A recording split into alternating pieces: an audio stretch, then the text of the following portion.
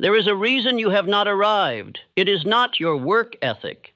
It is not your intelligence. It is that you have not yet dared to act like the man you were born to become. You have waited too long for signs. You have hesitated too often at the edge of your next step. You have asked the world for permission to succeed, when all along, success was waiting for you to assume it. The men you admire, Carnegie, Ford, Edison, did not tiptoe into their future. They stepped in with the stride of certainty, not because they had already won, but because they had already decided. Before the money, before the applause, before the proof, they walked as if the crown was already on their head. And so I tell you now, there is no greater secret than this, to act as if you have already succeeded. Speak it, dress it, decide like it, work like it. You are not lying to yourself. You are leading yourself. What you are about to hear is not theory. It is a weapon, a sacred law that rewrites destiny when followed with faith and fire. If you listen with your full mind, if you speak what is spoken here, you will not merely dream of success. You will step into it. Every man who has ever accomplished anything of lasting importance began not with a tool in his hand, but with a firm and unseen decision in his heart. The world will not move for a man who merely wants success. It bows for the one who assumes it. Before the riches of Carnegie were formed in steel, they were formed in belief. Before Ford built the moving assembly line, he moved as a man who had already earned the trust of destiny. Success, my friend, is never accidental. It is an echo, an outward reflection of an inward state that was first claimed in silence. There's a great law, a hidden law, that governs all advancement. I call it the law of assumption. It states that the man who walks in faith, as though the thing he seeks is already his, will attract the very conditions necessary to make it real. You are not asked to pretend nor to boast. You are asked to live from the end, to conduct yourself as though Providence has already sealed your victory. This law has been buried under the noise of doubt, forgotten by the many who wait for proof before they believe. But those who rule the world, whether by wealth, by invention, or by influence, have always lived by it, even if they could not name it. Let us look to Edwin C. Barnes, who stands as one of the clearest illustrations of this law in action. When he first arrived at the offices of Thomas Edison, he was a poor man in appearance, but not in mind. He did not approach Edison as a mere job seeker. He declared to himself that he would become Edison's business partner. That decision, made long before he had earned a single dollar, transformed his actions. He walked, spoke, and worked as if he already belonged among the inventors and giants. And in time, Edison, who could read the seriousness of purpose in a man's eyes, rewarded him not for his resume, but for the power of his inner identity. Now understand this, Barnes was not delusional. He did not ignore reality. He simply overruled it. He knew that the world changes for the man who first changes within. He was not pretending. He was preparing. And that, my friend, is what I ask of you now. Do not spend your days asking, what do I need to do to succeed? Instead, ask, who do I need to become, and how must I carry myself to match that man? You will find that the doing will follow naturally. A man who believes he is a leader will act like one. He will not wait for others to grant him approval. He will take responsibility, speak with clarity, and command the attention of life itself. You must build this assumption as a ritual. Each morning you must enter the role of the man you desire to be, not in jest, not as a fantasy, but with deep emotional commitment. Speak aloud what that man believes. Move your body as he moves. Make decisions as he would decide. You are not fabricating, you are forming. You are not impersonating, you are installing. The subconscious cannot resist repetition, and when repeated with emotion and belief, it begins to shift your reality. Let this truth take root. The subconscious must see the blueprint before it builds the house. Just as the architect draws the structure before the stone is laid, so must you design your self-concept before the world knows your name. The reason most men drift is because they are waiting for the world to validate a vision they have never dared to claim. But that is not your path. You are to declare it first. You are to build the identity now, and let the results be the inevitable echo of your new self. Why do you think men like Rockefeller were unshakable? It was not because they were born with gold in their veins. It was because they carried themselves with such unbreakable assurance that others began to see them as titans long before the wealth was visible. When Rockefeller entered a room, he moved slowly, not from laziness, but from certainty. When he spoke, he did so without apology. He acted as if the future was already formed, and the world simply obeyed the script he had rehearsed in his mind for years. Now I offer you this sacred exercise. Do not wait to feel ready. Act as though you already reign. Walk into your work as though you are the man who owns the outcome. Greet others not with arrogance, but with the quiet strength of a man who has already won.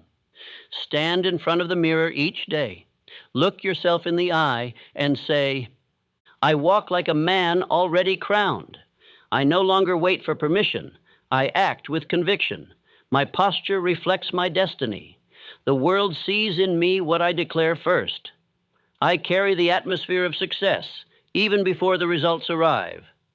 Speak these not as empty words, but as commands issued from the throne of your own mind.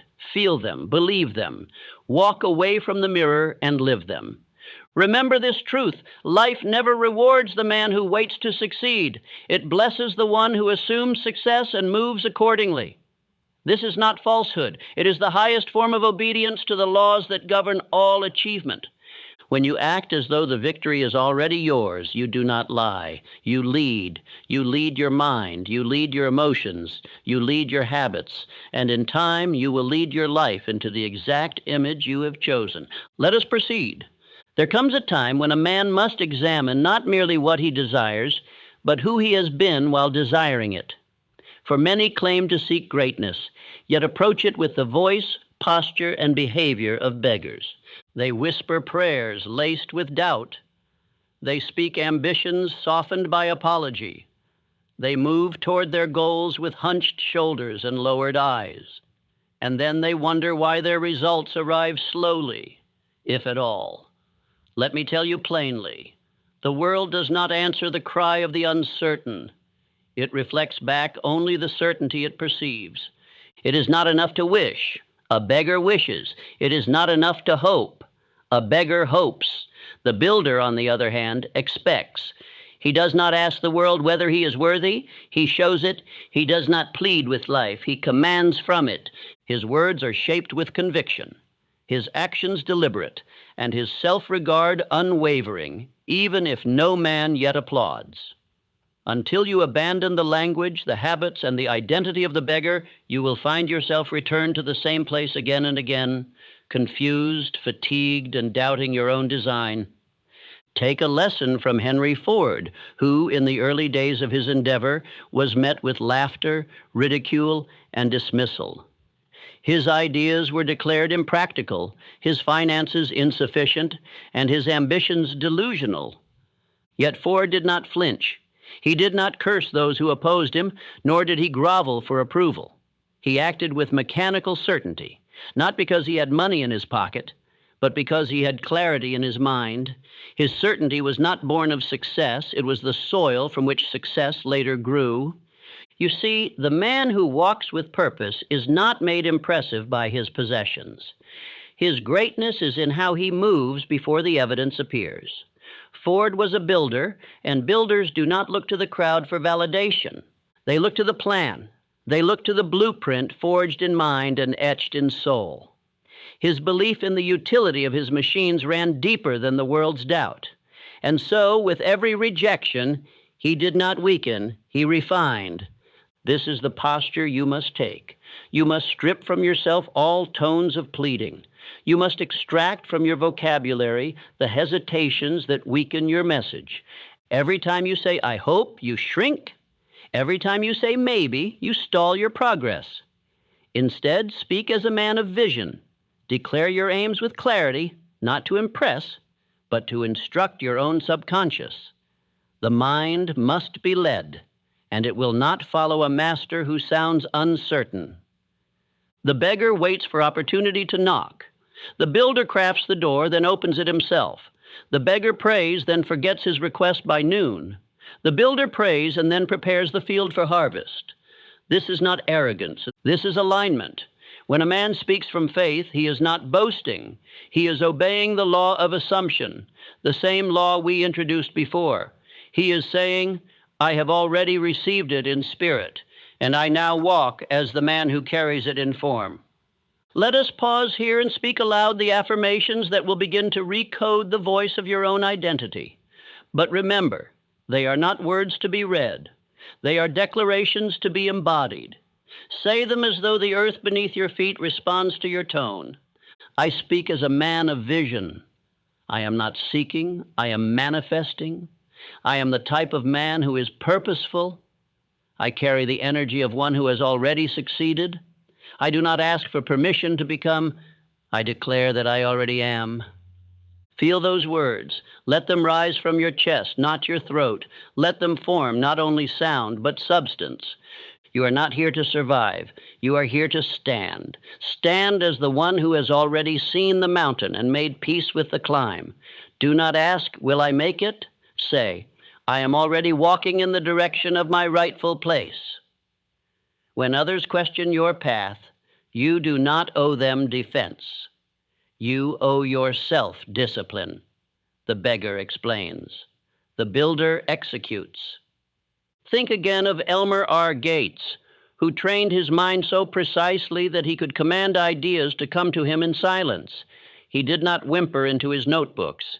He sat upright. He demanded. He aligned his posture with his expectation. That is what is required of you now. Before we proceed, I ask you to search your words.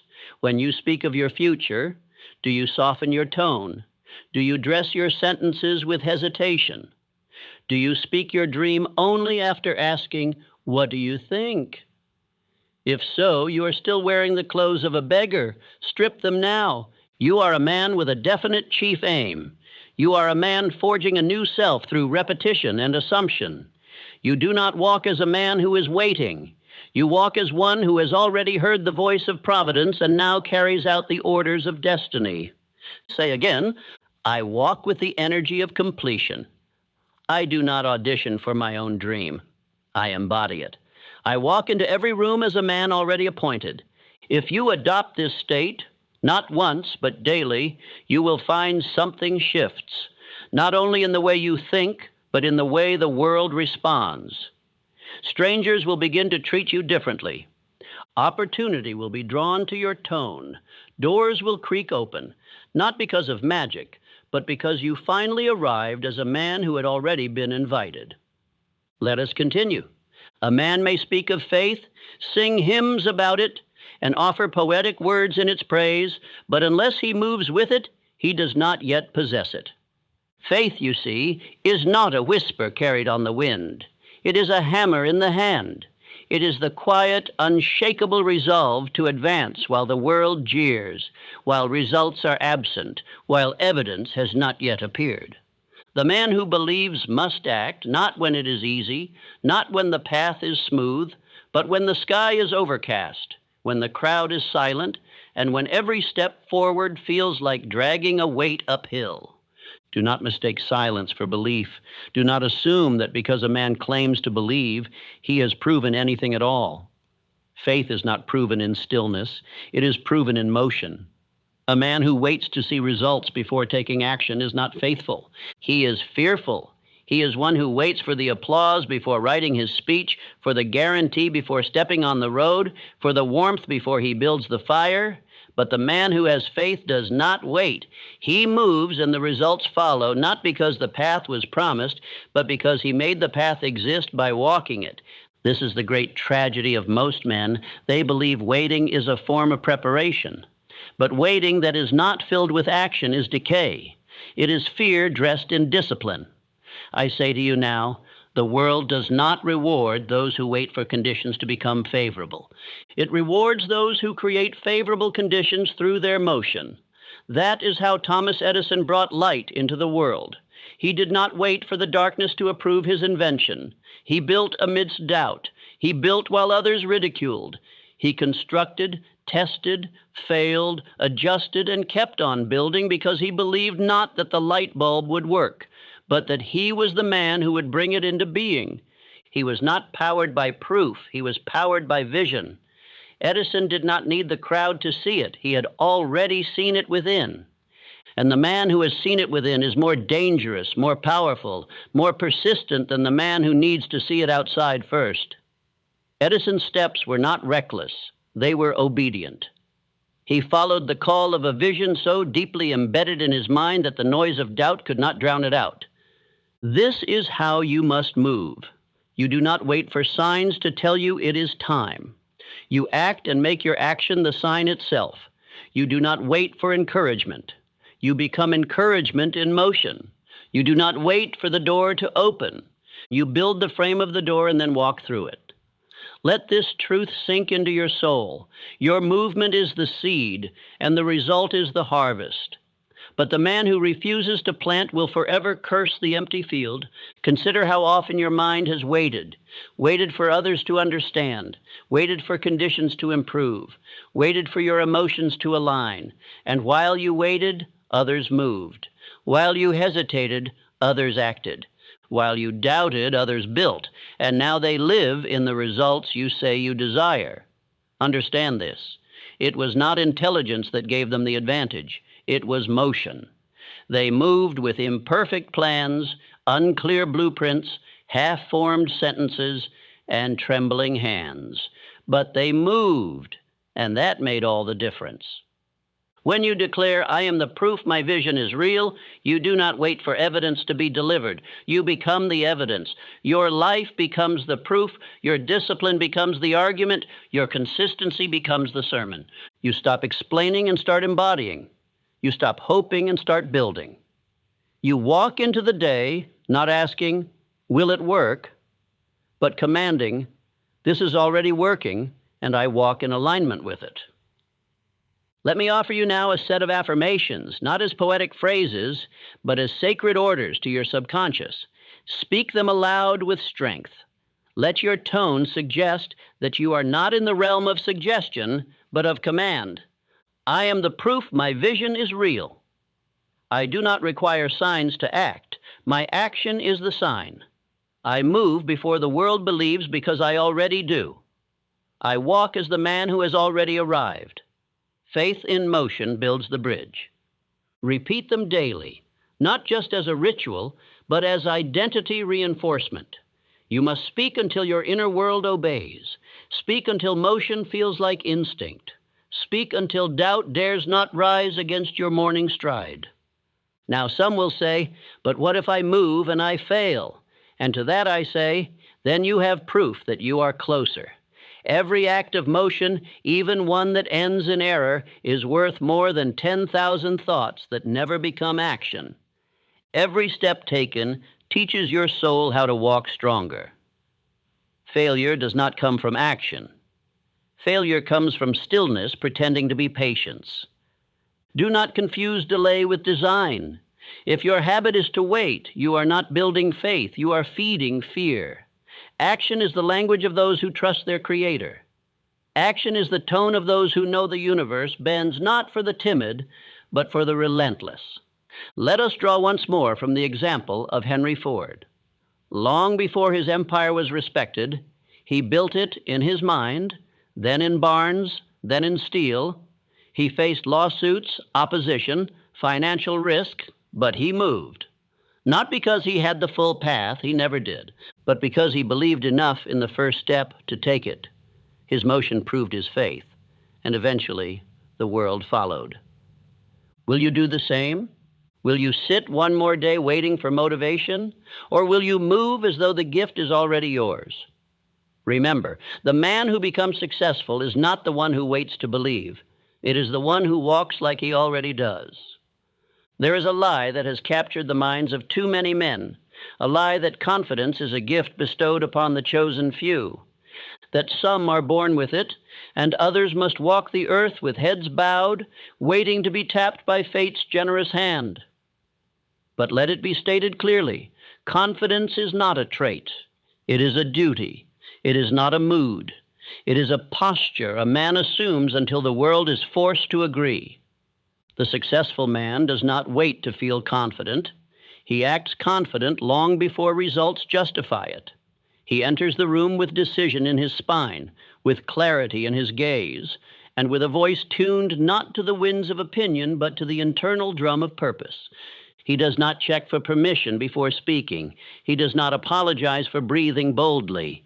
His very existence is a declaration, and if he feels fear, he buries it beneath forward motion. You may be surprised to hear that even the great Theodore Roosevelt, a man admired for his robust leadership and thundering presence, was once weak, asthmatic, and feeble in youth. He was not born bold.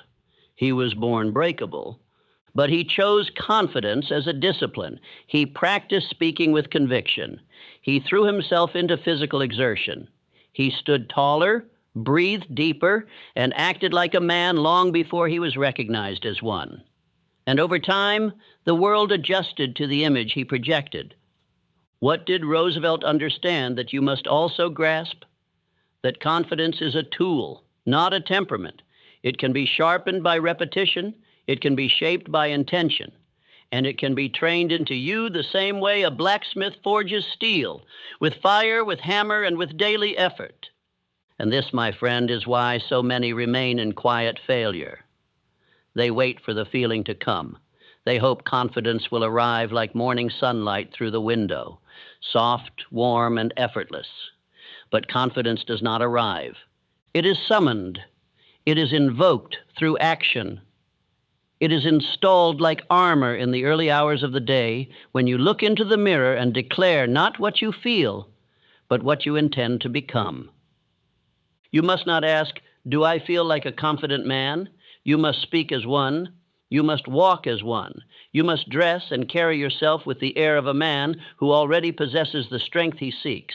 And let me be clear, this is not arrogance, it is alignment. The man who knows his purpose is not arrogant for walking in it. He is obedient. Too often men conflate humility with hesitation. But humility is not weakness, it is strength under control.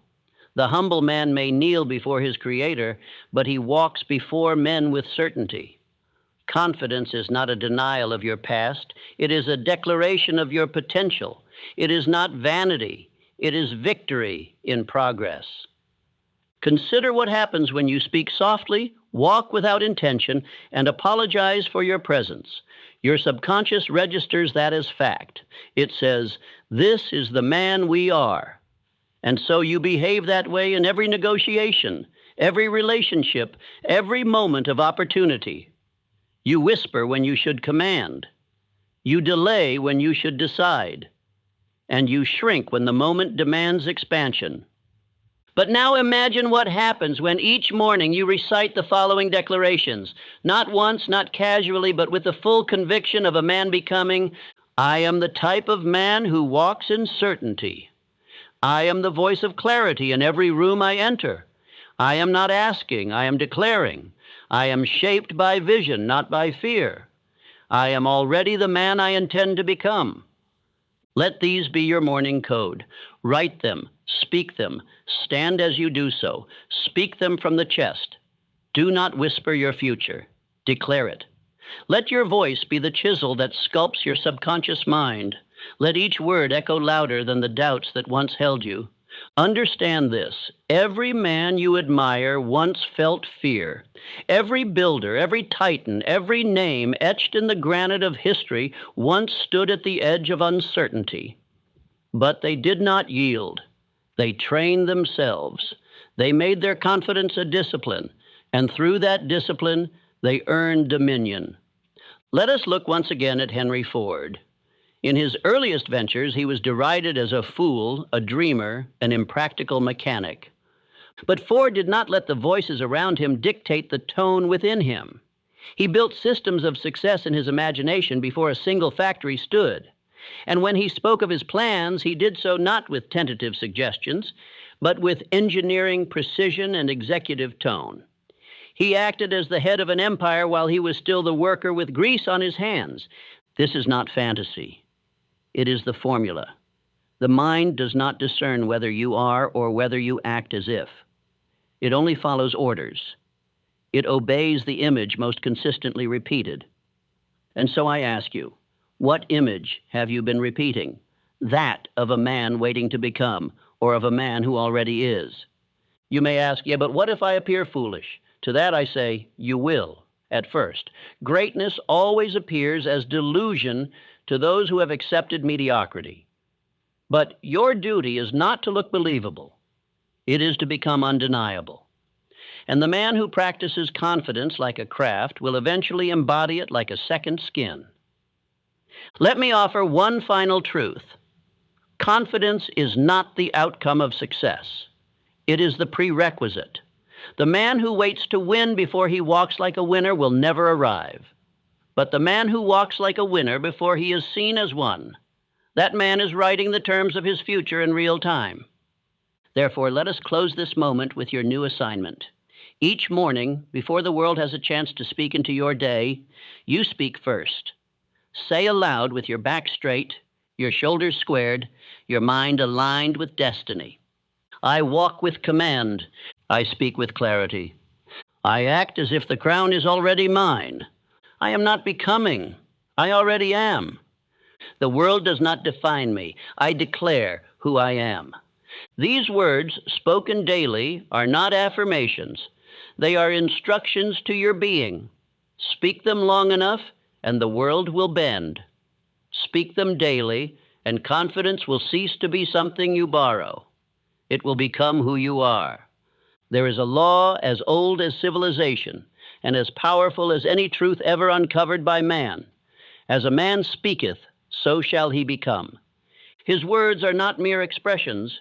They are blueprints, silent instructions written into the fabric of his soul. His language builds his fate. And the man who permits careless speech is the same man who unknowingly constructs a careless life. If you would be great, you must learn the speech of the great. If you would command results, you must first command your vocabulary. A man may dress with purpose. He may stand upright. He may even labor with diligence. But if his words betray uncertainty, all his power is stolen before it leaves his lips. The tongue, more than the hands, is what builds or destroys a man's world. The successful man does not ask, what if it fails? He states, when I complete it. He does not say, I hope. He says, I intend. He does not utter soft apologies for his aims. He declares his direction without explanation or permission. The world is not shaped by those who whisper. It is reformed by those who speak with such conviction that even the air listens. Let us examine a titan. Andrew Carnegie, a man who rose from messenger boy to industrial king, did not merely build steel, he built belief, and he began with speech. Carnegie demanded of his men clarity, precision, and decision. He would not entertain discussions laced with hesitation or the pitiful dialect of perhaps.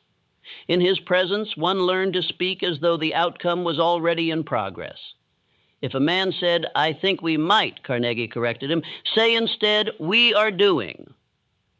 For he knew what few understand. Words are not reflections of belief, they are creators of it. In his offices, words were not wasted. Conversations were purposeful. Strategy was spoken not as speculation, but as certainty. When we expand this line, they would say, not if. After this phase is completed, not we hope to. The entire organization was immersed in a vocabulary of achievement, and it was that very speech that hardened their minds like steel itself. They became builders of destiny not just by vision, but by the very words they fed into their consciousness each day. Understand this. The words you speak are not neutral. They are commands to your subconscious. When you say, I'm trying, your mind hears, I'm unsure. When you say, I'll see what happens, Your being hears, I relinquish control. These phrases feel soft, but they are poison. They strip your will of sharpness. They dull your vision, and they train your spirit to believe in accident, not intention. The successful man replaces these phrases with a new code. If I can becomes when I build. I'm trying becomes I'm executing. I hope becomes I expect. I don't know becomes I will learn. Let's see what happens becomes I'm directing the outcome. Let these replacements become your new mother tongue. Let them govern your internal monologue. Speak them aloud until they erase the old vocabulary of drift and doubt. Consider again Henry Ford, a man surrounded by mockery in his earliest inventions. The press called him mad. Investors pressured him to abandon his design. But Ford spoke always with finality. He never said, if this works. He said, when these cars are in every city. His speech reflected a man who did not ask the world for permission. He told the world what was coming, and then he made it so. You must take note, the world does not respond to the man who makes requests. It responds to the man who issues decrees. There is a king in every man, and his crown is forged through speech. Each word you speak must be inspected, polished, and aligned with your definite chief aim. You may not always control your circumstances, but you always control the language through which you interpret and declare them. Now reflect on your own vocabulary. How often do you soften your statements to appease comfort? How often do you deflect praise with humility masked as disbelief? How often do you lower your voice when stating your goal, as though hoping not to disturb the crowd? From this day forward, I charge you, speak with authority, speak with dignity, speak as a ruler, not a requester. You are not a man begging the universe to bless him. You are a man speaking blessing into reality. When you wake in the morning, begin with speech, not idle chatter, but sacred command. Stand before your mirror and declare not what you hope to become, but who you already are in action. I am the voice of certainty in my life. I speak the language of builders, not beggars. Every word I say aligns with my destiny. I do not ask for success, I declare it. I am the type of man whose words shape the world around him. Do not wait to believe them. Say them, and keep saying them until they no longer feel like affirmations, but reminders. Let them bleed into every conversation. Let them train your tone, your posture, your decisions. Let your speech become your second skin, so natural that any deviation from strength feels like betrayal. And remember this always. Every great empire began with a sentence. Every fortune started with a statement. Every legacy was first spoken in the privacy of one man's mind, declared with unwavering voice, and followed with daily deliberate action. When I first studied the great minds, Rockefeller, Bell, Schwab, Taft, Wilson, I did not look at their inventions or institutions first. I studied their words, their journals, their speeches, their correspondence, and do you know what I found? Not men guessing, not men wavering, but men who spoke as though their dream was already fact. They did not describe, they directed. You must now do the same. Stop speaking of trying, speak of doing. Stop describing who you were, declare who you are. Refuse to repeat phrases that do not serve your future. Be relentless, be intentional. Be articulate in direction, even if quiet in tone. For it is not volume that builds, it is conviction. The speech of the successful man is his greatest weapon. He may not yet have the gold, the team, the empire, but if he has the language, he already carries the seed of greatness in his mouth. Let us continue.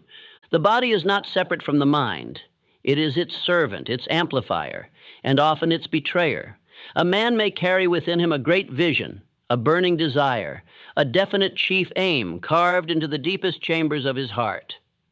But if his body moves like a beggar's, slouches like the indifferent, or walks like the defeated, that vision will never take shape in the world. Understand this truth. The world does not listen first to your words. It observes your presence. It registers your energy. It reads your walk before it hears your voice. And if you do not command your body to obey your destiny, you will fall into the great mass of forgotten men, those who dreamed but never disciplined their limbs to carry their dream into form. There is a posture to success. There is a tone to confidence. There is a gait to greatness. And it must be practiced long before the evidence of success ever arrives. Too many wait until they have become successful to behave successfully. This is backward. You must walk like him, sit like him, dress like him, before you are him. If you truly believe you are becoming the man who commands his time, builds his fortune, and lives by principle, then every step you take must carry that belief. There can be no contradiction between your future identity and your present movement. Let us look again at the story of Edwin C. Barnes, the man who became business partners with Thomas Edison. Barnes did not arrive at Edison's door in riches. He did not wear fine clothes, nor was he accompanied by prestige. But he walked into Edison's office with the look of a man who had already made up his mind. His posture was not one of supplication, it was one of spiritual certainty. He shined shoes, but carried himself like an executive. He earned sense, but wore belief like a crown. And it was this physical alignment with his future that eventually persuaded Edison to say, "Here is a man I can trust with my ideas." You see, Barnes's body did not betray his purpose. Though his pocket was empty, his shoulders were back. Though his resume was thin, his eyes were focused. He acted as if his success was already decided. And so the world responded in kind. Contrast this with the man who carries within him a dream, but slouches through his days. He speaks of transformation while dragging his feet. He talks of goals while moving with the energy of the defeated. He postpones posture until results come. But results only come when posture is already in place. The subconscious, like the world, must be shown, not merely told. Think of Henry Ford laboring in obscurity in a small Detroit workshop, surrounded by doubters. He did not wait until his automobiles were recognized to command the room. He dressed neatly, worked with precision, moved with purpose. His tools were cleaned, his schedule kept, his gestures deliberate. In everything he did, Ford showed the world the kind of man who would deserve to run an empire, even before he had built one. Your body must be taught the feeling of success. You must walk down the street not with arrogance, but with conviction.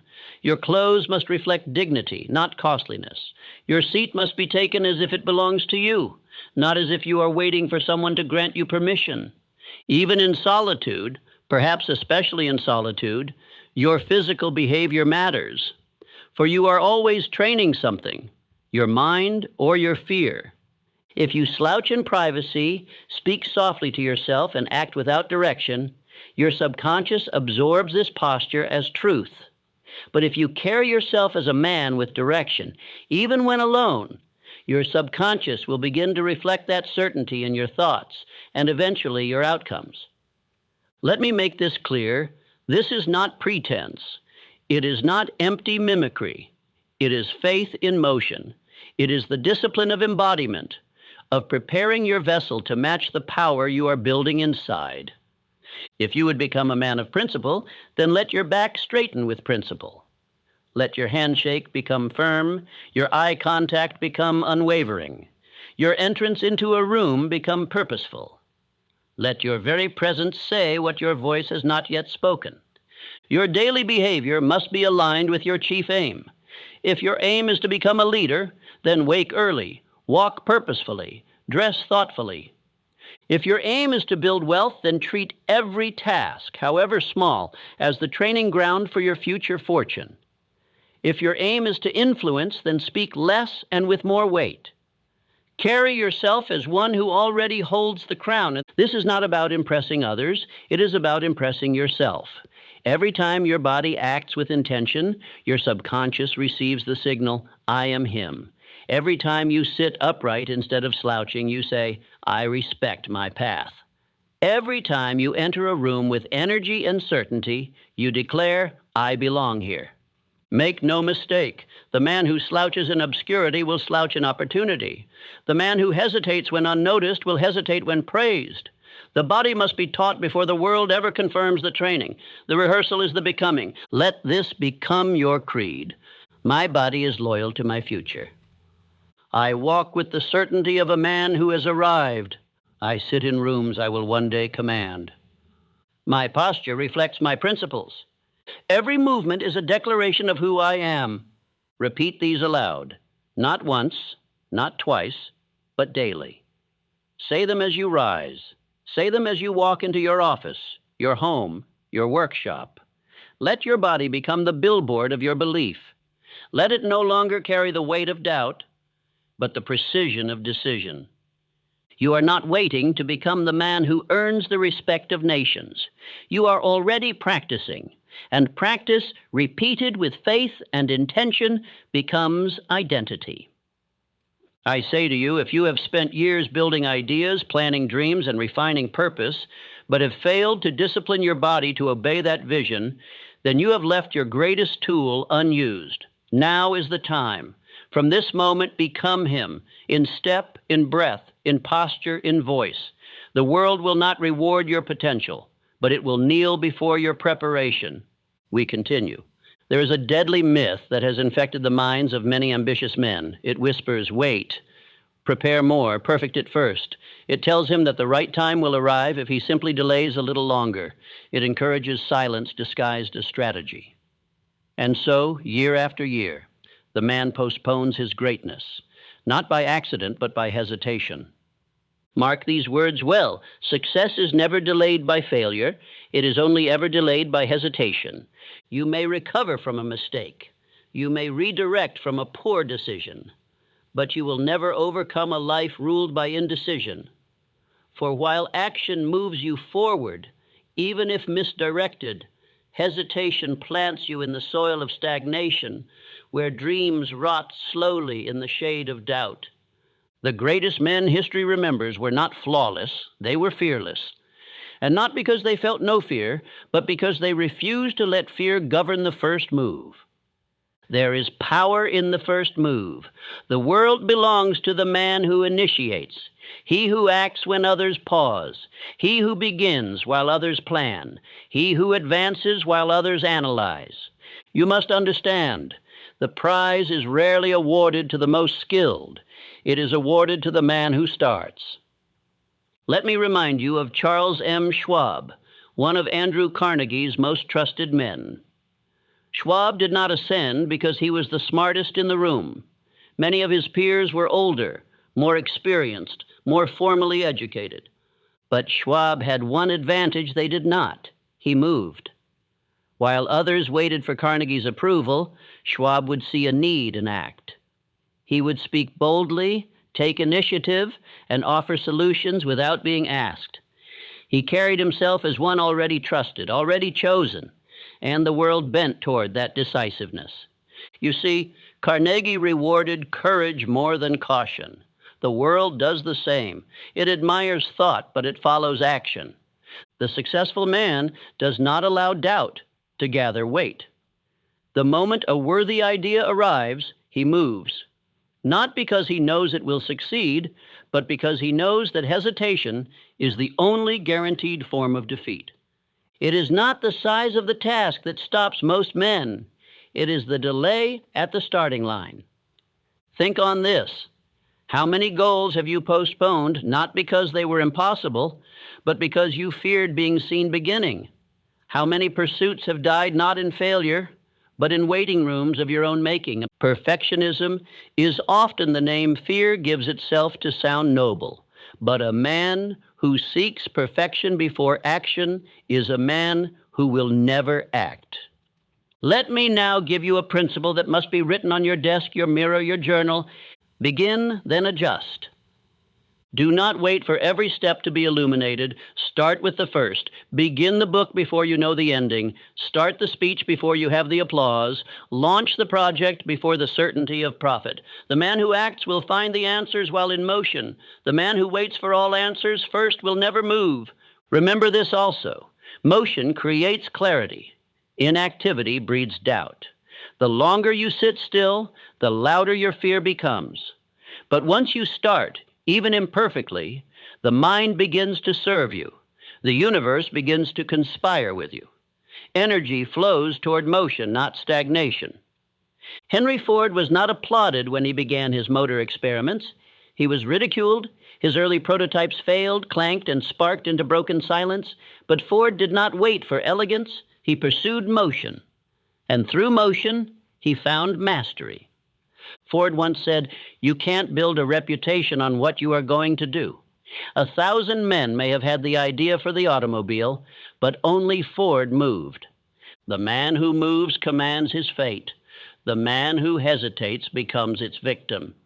If you are waiting for courage to arrive before you act, you misunderstand courage. It follows action. It does not precede it. The first step is not fueled by confidence. It is fueled by decision. Let us now examine hesitation for what it truly is. Not wisdom, not strategy, not maturity, but spiritual sabotage.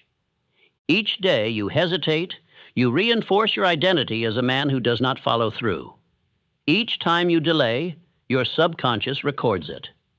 I do not move when I say I will. In time, this becomes your truth, and your future pays the price. You must now kill hesitation with the same intensity you once entertained it. Set this standard. I do not wait. I act. I do not delay. I declare. I do not need perfection. I require motion. Let this become your new daily practice. Each morning, choose one small, aligned action toward your vision and complete it without delay. Do not question. Do not plan it into oblivion. Do not consult 10 advisors. Move. And once completed, your identity is reinforced. You become the man who executes. And that repetition builds your destiny. You do not need to start with grand gestures. Begin with micro decisions, done with mastery. The discipline of quick, decisive action in small matters creates momentum in large matters. For example, send the letter you've drafted 10 times. Record the message you've written and rewritten. Call the contact you've avoided due to self-doubt. Rise at the time you promised yourself without hitting the delay of comfort. Each of these acts is not about the task. They are declarations. They are proofs to your subconscious. I am no longer the man who waits. And in time, this identity will move through every part of your life. Do not concern yourself with how it looks to others. Most will laugh when you begin. Let them. What they mock today, they will quote tomorrow. Let us now install a new internal dialogue. When doubt whispers, respond with movement. When hesitation rises, lower it with decisive action. Speak these words until they become reflex. I am the man who starts. I lead with courage, not delay. I move before I am ready and become ready through motion. My destiny honors boldness. My first step is my covenant with success. Let your mornings begin with these declarations. Let your fingers move before your fear can speak. Let your feet carry you forward before your mind invents reasons to stay still.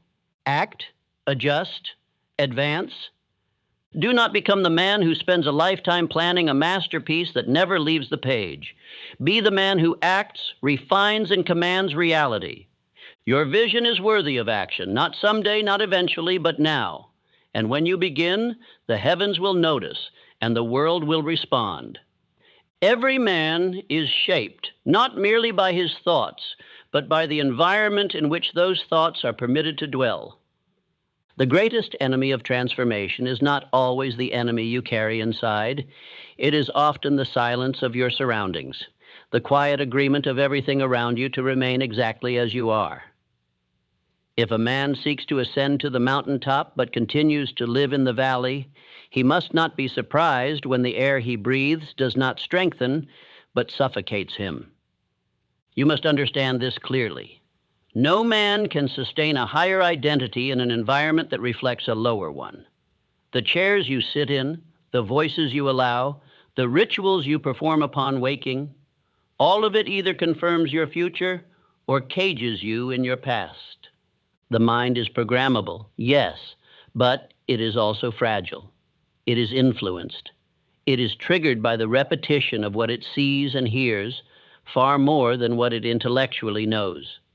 To act like you have already succeeded means not only that you speak as a ruler, walk as a ruler, but that you arrange your kingdom as one who is destined to rule. This is not theatrical, it is strategic. The man who builds a palace must first sweep away the dust. The man who becomes exceptional must first eliminate the ordinary from his surroundings. Begin with your physical space. Walk through the places you spend the most time, your room, your office, your vehicle, and ask yourself this question: does this space serve the man I am becoming, or does it reflect the man I've outgrown? If the desk is cluttered, the drawers packed with things that have no purpose, the walls absent of purpose-driven inspiration, then you are still living among the remains of your former self. Burn the bridge? Yes, but do not leave behind the blueprint for rebuilding it. Remove all symbols of stagnation. If you have clothes you no longer wear because they belong to an older, smaller version of your identity, release them. If you possess books, images, objects that tie you to a mindset of mediocrity, of wandering, of drift, purge them. In their place, install triggers. Triggers are environmental reminders of destiny. A phrase that arrests you in the morning, a photograph that anchors you to your chief aim, a clean workspace that says, I am not available for confusion, a journal open to a page of declarations that say, this is the man I'm becoming. Your home must be a reflection of your commitment. There should not be one room where mediocrity can hide without being seen. Your morning must begin in alignment, not in chaos. Your bedroom must prepare you for rest, not distraction. Your tools must be sharpened and present. Your technology must be turned into a servant, not a master. Even your diet, your music, the books you casually leave on tables, these things are not neutral. They preach to your subconscious. And the subconscious, being obedient, will believe whatever is repeated. But the environment extends beyond the visible. The mastermind principle, one of the greatest discoveries I have shared, speaks to the necessity of strategic alliance. You must choose your counsel not for comfort, but for combustion. Surround yourself with men and women who demand your higher self, not those who apologize when you shrink. A true mastermind partner does not merely agree with your ambition, they enforce it through their own excellence. Let us speak plainly. If your friendships are built on nostalgia and not mutual expansion, they must be reassessed. If your spouse discourages the vision instead of reinforcing it, a conversation must be had. I am not saying to discard those you love, but I am declaring that love which hinders your growth is not love at all. The man who fears his spouse's opinion more than he fears wasting his potential is already drifting. The couple that does not form a mastermind in unity will form a battlefield in silence. A marriage that multiplies power must be intentional. Sit weekly. Speak visions aloud. Write goals together. Affirm one another not for who you were, but for who you are becoming. Place your shared vision in writing. Display it. Make the home not only a place of affection, but of ascent. Think of Andrew Carnegie, who surrounded himself not only with steel, but with steel-minded men. He chose associates who stretched his ideas, not softened them. Think of Henry Ford, who maintained an inner circle of strong-willed thinkers like Edison and Firestone, not flatterers. Each of these men used their surroundings to challenge their vision into manifestation. Their environment was a crucible of clarity. You must become militant about your environment. Do not romanticize the past. If your surroundings are filled with relics of a man you no longer wish to be, then every day is a war between your present vision and past symbols. You cannot say, I am becoming, while staring at photos, items, and notes from your drifting days. Eliminate the friction. Make every wall, every drawer, every calendar entry scream your destiny. Create visual rituals. Have a corner for declarations, a space for silent visualization, a time in the day where the only voice that speaks is your own. The 5 minutes you spend with your vision must become sacred. Prepare the space for it. Make it beautiful. Make it exact. Let the people in your life know that you are no longer interested in rehearsing limitation. Make your conversations reflect conviction. Speak with those who speak in solutions. Remove from your circle those who insist on reminding you of your former failures. It is not cruelty, it is clarity. You are not just transforming yourself. You are training the world how to treat you. If you allow your environment to remain scattered, sloppy, and slow, you are giving permission for your mind to follow. But if you train your environment to salute your higher self, it will begin to push you forward without your asking. Now let us install new declarations. Declarations that you must post, not just speak. Write these down and read them morning and night. Let them form the new software of your being. Everything around me reminds me of where I'm going. I do not tolerate reminders of my past self. My space serves my future. I am the architect of my atmosphere. My environment submits to my vision. Say them aloud as you clean, as you remove, as you elevate. With each spoken word, throw away what no longer serves. With each declaration, replace something meaningless with something sacred. This is not about decoration. It is about domination. Domination of the mind, of the subconscious, of your environment, and of your days. The great secret is this. Once your environment submits to your vision becomes inevitable. You are no longer fighting your surroundings. You are fueled by them. And when the day comes that every room you enter, every item you touch, every voice you hear supports the man you are becoming, you will rise not by accident but by design. Now we continue. A man cannot rise above the image he holds of himself. He may possess ambition. He may even possess skill. But if when he looks in the mirror, he still sees the uncertain, the inadequate, or the unworthy, then no amount of outer movement will change the course of his life. A man becomes not what he wishes to be, but what he is willing to rehearse becoming, and the mirror is where that rehearsal begins. The power of the mirror lies not in its glass, but in what the mind accepts as truth when face is met with voice. You may declare 1,000 affirmations while walking through a room, but until you can look yourself in the eye and speak them with unwavering belief, you are merely whispering wishes into the wind. What you cannot say to your own reflection, you will not withstand before the world. This is why every great man must engage in a daily ritual that may appear strange to the drifting mind, but is sacred to the purposeful one. Mirror work. You must stand before the glass, not to observe your appearance, but to confront your identity. Not to admire what is, but to command what shall be. Let me tell you of a man who mastered this, Abraham Lincoln. In his early days, before speeches would echo through the halls of power, he would recite his words alone in the dark, sometimes by candlelight, pacing floors with no audience but himself. These were not moments of practice. They were moments of programming. For Lincoln knew that unless the words first passed the test of his own conviction, they would hold no power in the mouths of others. He trained not merely his arguments, but his expression, his tone, his timing, his emotional weight. He became the president long before the votes were cast, because he had already seen him, heard him, believed him in the mirror. The ritual is simple, but it must not be taken lightly. Begin each day by standing tall, shoulders back, chin level, breath steady. You are not gazing at a reflection. You are speaking to your successor.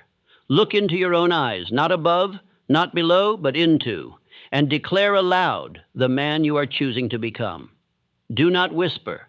Do not mumble. Speak as if every word etched itself into your soul. The subconscious does not distinguish between rehearsal and reality. It accepts repeated instruction. And no instruction is more potent than what is declared with emotion and eye contact. When the voice is aligned with the gaze, you produce not just sound, but substance. You are writing on the walls of your own mind, "This is who I am now." At first, you may feel resistance. You may even laugh at yourself or feel foolish. That is the old identity gasping for breath. It knows it is being replaced. Do not be disturbed by this reaction. It is proof of the ritual's potency. In time, you will come to depend upon these moments. They will become your internal meeting place, your private war room, your sanctuary of strength. What should you say in this mirror? Begin with identity affirmations. These are not hopeful statements. They are declarations of alreadiness. You are not asking to become, you are announcing who you are.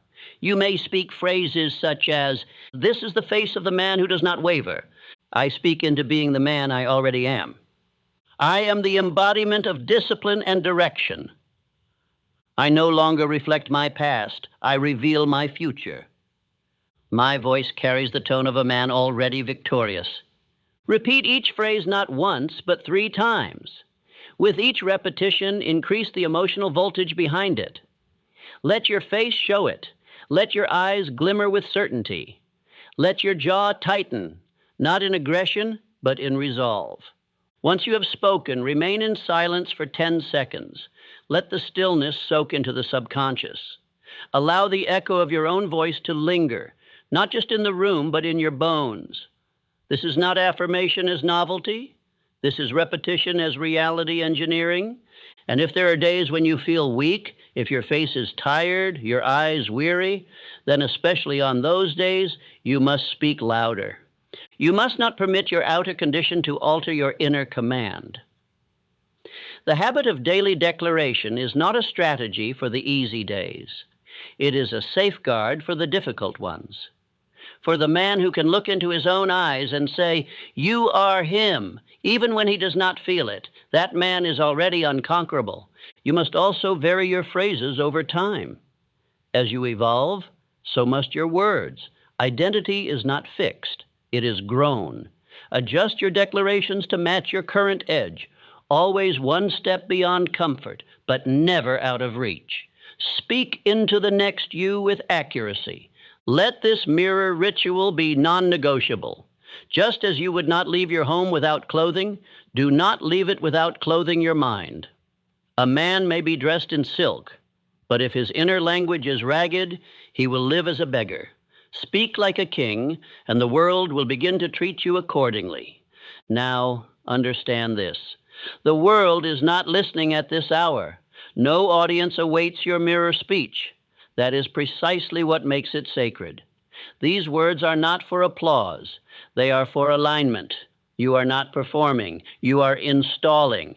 And what you install daily, you will soon become permanently. This is the preparation no one sees, but it is the preparation that determines all outcomes. Speak as the man who has already arrived, and soon enough your results will arrive as well, not because they were summoned by magic, but because they were commanded by identity. Let us end this part with your daily ritual. Write it, recite it, live it. Stand before the mirror, breathe deeply, set your shoulders, engage your gaze. Declare your 5 identity affirmations aloud with increasing intensity. Let silence settle. Walk into your day as the man you just announced. This is not ego. This is obedience to purpose. And remember, the man who can command his own face will never be commanded by the face of the world. The moment a man dares to act as if he has already succeeded, when he rises before dawn and speaks words the world has not yet confirmed, when he walks with the posture of destiny before fortune has made its deposit, the world around him will begin to stir with discomfort. They will not understand him. They will not celebrate him. They will question him. They will doubt him. And if he is not strong, they will stop him. But if he is certain, they will one day quote him. This is the eternal law. The man who carries vision always walks alone first. The man who moves as if he has already arrived must pass through the wilderness of mockery, not because he is wrong, but because he is early. And the world has never been kind to men who are early. To those who arrive too soon with conviction, the crowd assigns ridicule before reverence. The jeers are the price of prophecy. Let it be known. If you are being doubted, it means you are doing something uncommon. If your certainty offends, it means you are standing in a position most men fear to claim. You have exited the circle of mutual compromise and now stand on the edge of creation. And that edge, my friend, makes men nervous. You must not internalize the doubt of those who have never dared. Their laughter is not an indication of your foolishness. It is the echo of their own limitation. They do not laugh at you. They laugh at the reflection of themselves they see in your courage. For when a man moves boldly, he holds up a mirror to every man still drifting, and few can stomach the reflection of their own cowardice. Understand this clearly. Thomas Edison was declared insane more than once. Newspapers mocked him. Intellectuals dismissed him. Even investors lost hope. Yet he continued, not because he was convinced of the applause, but because he was convicted by the vision. He knew the world did not owe him belief. He owed himself obedience. Henry Ford, too, was treated with contempt. Not once, not twice, but repeatedly. The experts declared his methods illogical, his vision absurd. They said the common man would never drive a car, and certainly not one built on an assembly line. Yet Ford did not entertain their conclusions because he had already seen the result in his mind. Their doubt was not his concern. His duty was to act as if success were already completed. John D. Rockefeller was demonized for his intensity. He was portrayed as ruthless, obsessed, even dangerous. But Rockefeller was simply a man who moved with precision in a world that moved with hesitation. And when a man refuses to doubt himself, the world will attempt to do it for him. The weak want you small. They want you unsure. They want you humble in appearance, not in heart. Let their laughter be your landmark. It means you've stepped outside the boundary lines of mediocrity. And the moment you do that, the drifting masses will hurl pebbles of doubt, hoping you'll come back and join them in the safety of compromise. Do not. They are not your judges. They are your warning. Reframe ridicule. It is not rejection. It is resistance, and resistance is sacred. It builds your armor. It hardens your resolve. It purifies your purpose. The more they doubt you, the more you must decide that their opinion has no seat at your table. Let them laugh, but let your steps not slow. Let their words swirl, but let your eyes stay fixed on the outcome. This is not arrogance. This is spiritual duty. For a man who acts as though he has already succeeded is not bragging. He is believing. He is not pretending. He is pre-living. He is not wearing a mask. He is wearing the future. They will say, you are crazy. Let them. They said it about every great man who ever built something eternal. They will say, you are too much. Let them. It means you are no longer matching the tone of the average. They will say you changed. Let them. It means you finally have. Do not shrink to soothe them. Rise to become who you were always meant to be. Let us now declare your defense, your mental shield against their voices. I am the type of man who grows stronger with every doubt.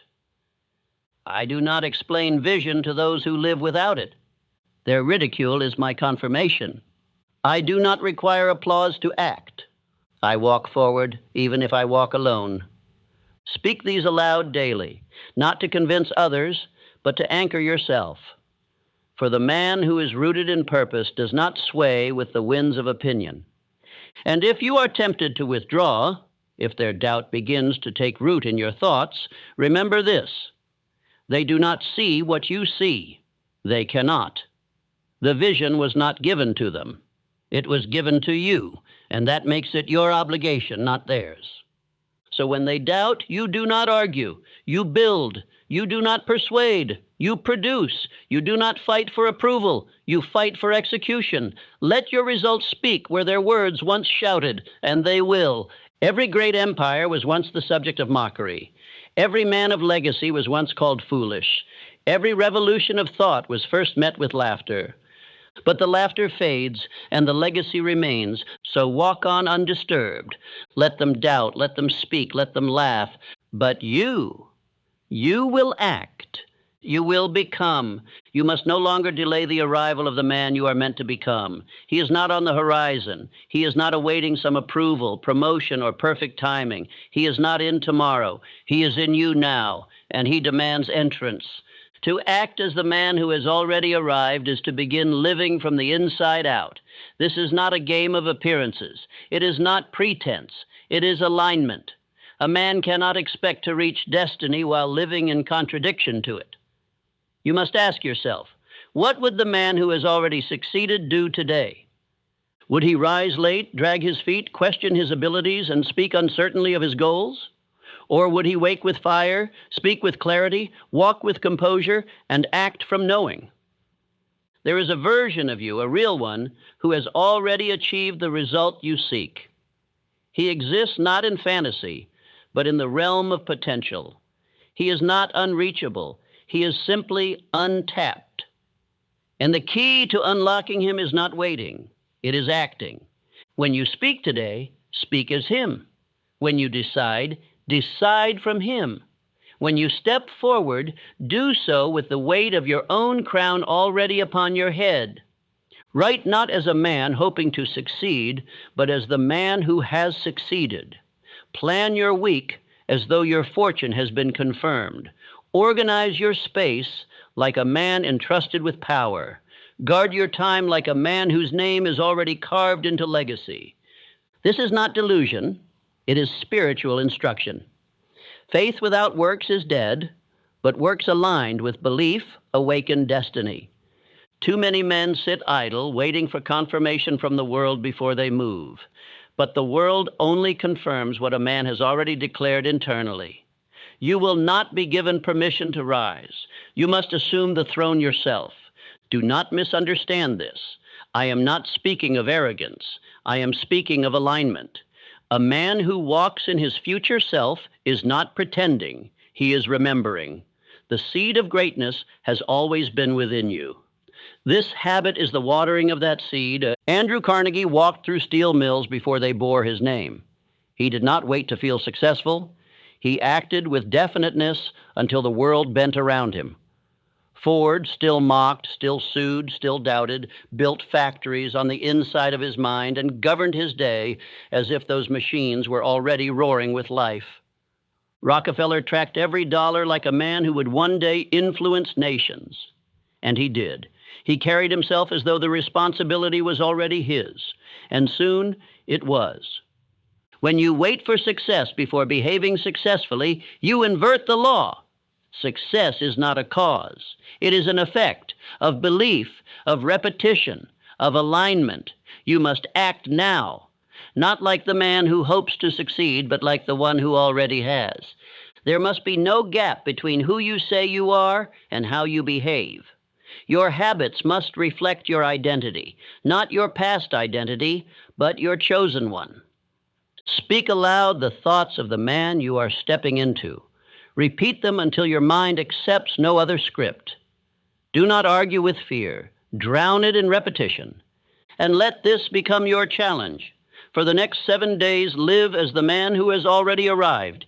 Eat like him. Think like him. Train like him and work like him. Dress like him. Speak like him. Rise like him. Rest like him. And when doubt comes, and it will, you reply not with hesitation, but with motion. You reply with action. You reply with obedience to your future. For doubt is only the memory of your old self fighting for survival. Starve it. Speak now the declarations of arrival. I am no longer becoming, I am now. The crown is already on my head. I make decisions from the man I am, not the one I was. There is nothing left to wait for. I walk in authority now. I am not visiting destiny. I live there. Let these be your words, not just for a moment, but for a lifetime.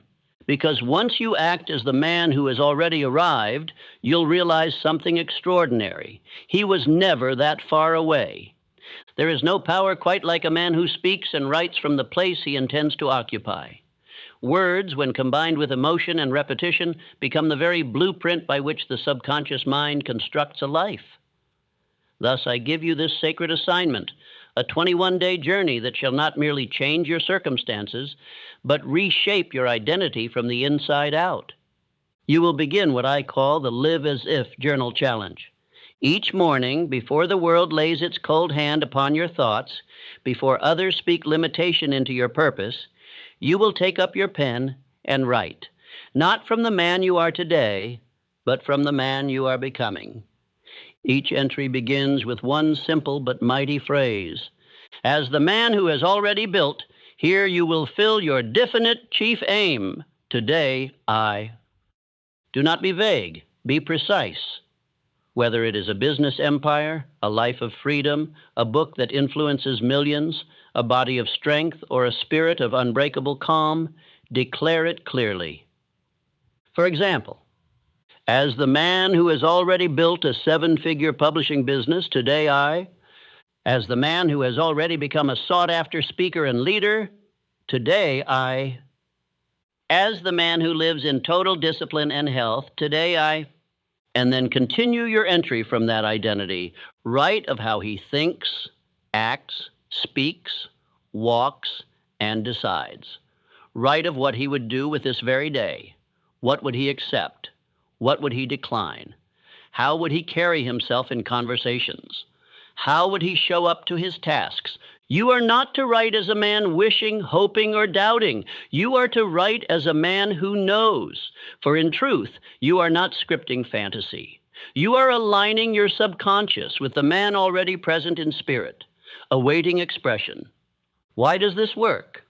Because the subconscious does not know the difference between memory and vision. It only knows what you give it repeatedly, emotionally, and with faith. And a man who writes from his future identity is training himself to live from that identity. This habit may at first feel foreign, even awkward, but I warn you, do not stop. For awkwardness is the discomfort of leaving behind an outdated self, and discomfort is the very proof that change is being impressed upon the mind. You will continue this ritual for 21 days, not 3, not 7. You must give the soil time to accept the seed. At the end of each week, you will conduct a sacred review. Reflect not only on what has happened externally, but more importantly, what has shifted internally. Is your posture more upright? Are your decisions firmer, faster, more aligned?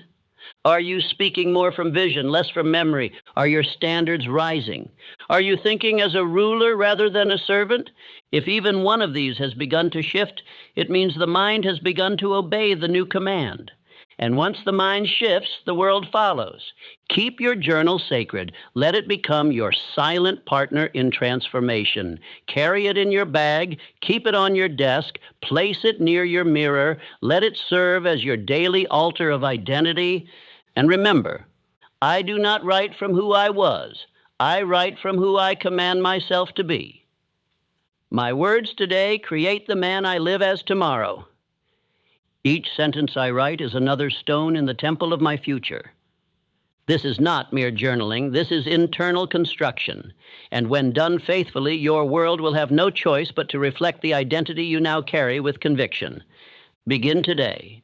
Write as if it already happened, and soon it will. Each day, from its rising to its rest, presents a divine opportunity, not merely to survive, but to reign. To live not as a beggar seeking the approval of the world, but as a sovereign being who commands his time, his thoughts, and his direction. To aid you in anchoring this identity, I give you what I call the crown routine. It is not a practice of vanity. It is a ritual of remembrance. For the man you are becoming does not need to be found. He only needs to be summoned. Your morning begins before the world has had its say, before distractions creep in, before the doubts of others find their way into your spirit. Stand before the mirror, your first throne for the day.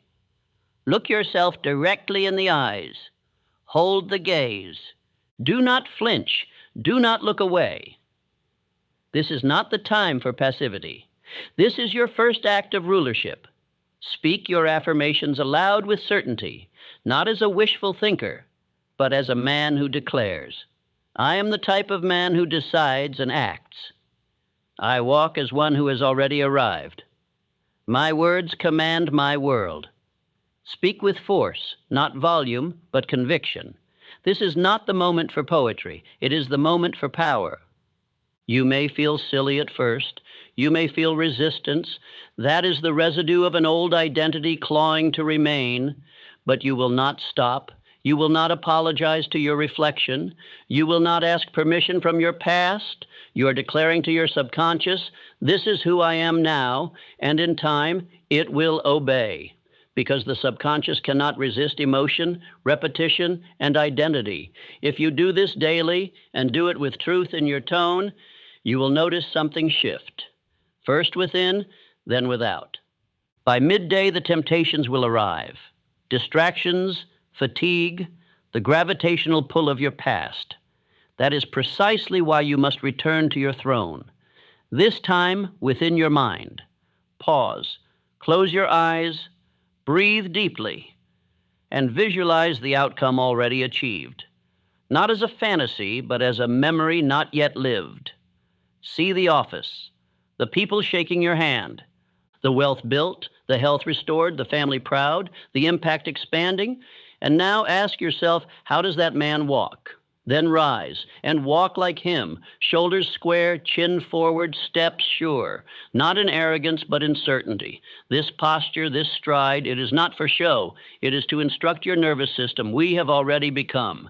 Evening brings the final and most sacred step. Sit with yourself, free of noise. Reflect not merely on your to-do list, but on your to-be list. Ask yourself, today, did I act from the man I am becoming or the man I once was?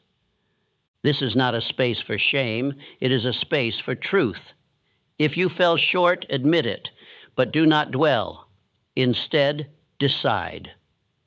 Tomorrow I will speak with greater precision. Tomorrow I will command my moments with more clarity. And if you did live from the man already crowned, then declare it. Celebrate. Not with indulgence, but with reinforcement. Let your subconscious hear the words, I was him today, and I will be him again tomorrow. The crown routine is not about 5 minutes. It is about building a pattern of power. It is about repetition so intentional, so emotional, and so vivid that your inner world can no longer support the weight of smallness. It must expand to match your vision. And when it does, the world around you will catch up. Do not skip a day. Do not negotiate with yourself. This is not a suggestion. It is a requirement for the man who claims to have a definite chief aim. You cannot walk like a king once a week and expect the world to treat you as one. You must become him daily, hourly, moment by moment. That is the price of authority. That is the price of freedom, and you are worthy to pay it. You will not remember the exact moment it all changed, but you will remember the weight you carried for years, the weight of hesitation, the burden of asking for permission to become who you already were. And you will remember the moment you stood taller, spoke firmer, moved with finality, not because something outside of you changed, but because you did.